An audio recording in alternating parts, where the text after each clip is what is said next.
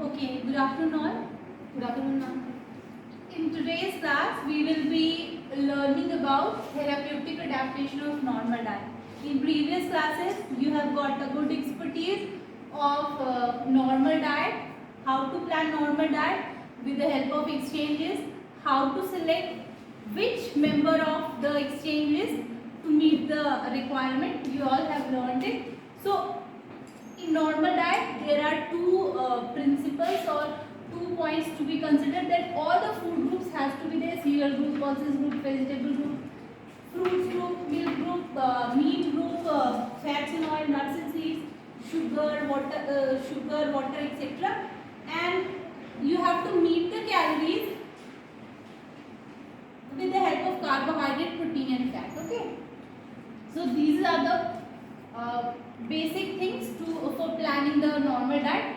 Now, therapeutic adaptation of normal diet. There are many cases, there are many times the patient is unable to eat the food, patient is not willing to eat the food, or the patient is unconscious, or the patient has gone certain kind of surgery in the throat, in the stomach or in the mouth or anyway. So he or she cannot take the normal diet. So in that case, the normal diet, which is containing all your food groups, which is all containing your macronutrients and micronutrients, has to be modified in many aspects. Okay. So today we will learn that therapeutic adaptation of normal diet occurs in 3 ways. Number 1 is nutrition or nutrients. Number 2 is consistency, and number 3 is feeding method. See, in nutrients, you know that in diabetes we give low carbohydrate, in the kidney disorders we give low protein diet, in constipation we give high fiber diet, in peptic ulcer and diarrhea we give low fiber diet. So nutrients, all the nutrients which we have learned may be modified as higher, moderate or lower. Okay, so in terms of nutrients we can say high carbohydrate diet, low carbohydrate diet, high protein diet, low protein diet, high fiber diet, low fiber diet, high fat diet, low fat diet, high sodium and potassium to be given as electrolytes in diarrhea, but in many cases like in kidney disorders, in heart disease, the sodium and potassium has to be taken into consideration.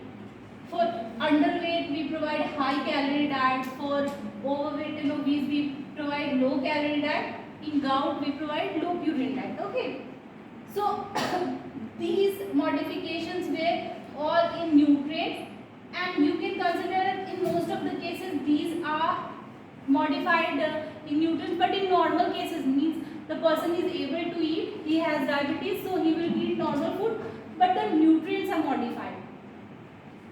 Now, in consistency, there are many cases that the patient is not able to chew normal food, or the patient's gastrointestinal tract is not well enough to digest the food properly. So in that case, these kind of foods come into existence, like before operation, after operation, in GI disorders. Okay, in case of mouth surgery or in case of geriatric people, you know, they do not have any kind of problem, but they have lost their dentures, so it is their requirement to eat soft diet. Okay, so that time they will eat soft diet only. Soft diet has to be incorporated into life every time. Somebody is having some mouth surgery, or someone is having some RCT for 2-3 days, he will have soft diet. No, means for a short period of time. Okay, so these are when we have problem in GIT anywhere, from mouth to anal canal, anywhere we have some problem, then these kind of things come into existence, and also pre and post operation cases, and also in case of gastritis, peptic ulcer, diarrhea and all, these diet has a very good role. Now again another modification has to sometimes what happens that patient is even unable to take clear fluid diet, full fluid diet and soft fluid diet. That time the patient is either unconscious or in coma or has got some surgery in the throat or neck or some brain surgery or anything. That time he doesn't respond to normal action of eating. That time what happens, the patient has to be fed either involving the GIT route, that is called enteral feeding. This can be done by, the enteral feeding is also known as tube feeding. But remember that eating with mouth is also enteral feeding, but generally enteral feeding we generally take it as nasogastric feeding, jejunostomy or duodenostomy, like that. And parenteral feeding means intravenous feeding. See, enteral means where your GIT is involved, gastroenteron is involved. That is why this is enteral feeding, means tube is inserted through nose or through esophagus or through operation into stomach or duodenum, but from mouth to anal canal, any part of the GIT is involved. But in parenteral feeding, only veins are involved. The GIT is not involved. GIT is not involved. So, in enteral feeding also there are so many formulas now coming into sachet. But in enteral feed we can give clear fluid diet. We can also give full fluid diet like milk and some Horlicks and all. Means in enteral feeding we will give, we can give food which is easily passing through the tube. Like we can give milk, we can put Horlicks, we can put fruit juices, we can give glucose. This is in enteral feeding. Okay. Now when the name of parenteral feeding comes, these normal home prepared food will not come into existence.